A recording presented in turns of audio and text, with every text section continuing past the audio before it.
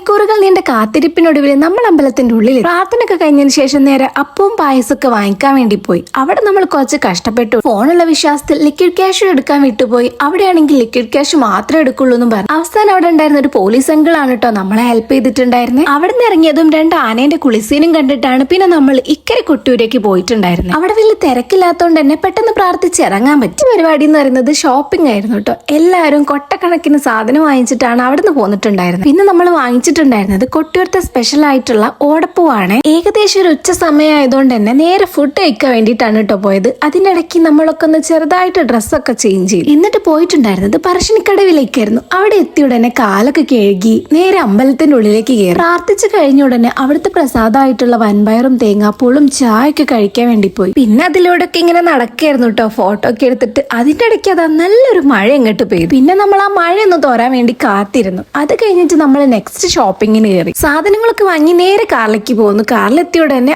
അമലേട്ടന്റെയും ജ്യോതിച്ചിന്റെയും വക പാട്ട് കച്ചേരിയായിരുന്നു. അവിടുന്ന് പിന്നെ നമ്മൾ നേരെ കോഴിക്കോട്ടേക്ക് പോന്നു.